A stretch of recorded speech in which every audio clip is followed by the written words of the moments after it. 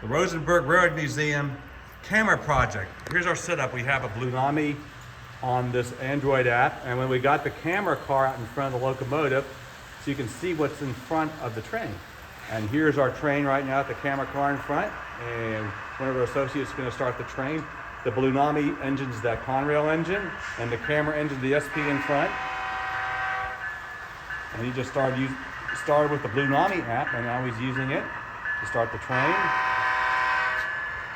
We'll run through this layout. And if we come up here, we can see what the engineer sees. Tap the horn a couple of times.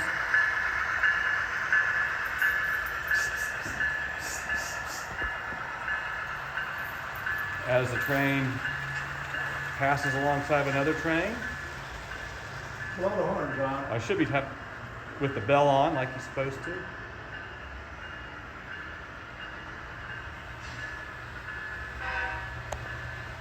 Thank you.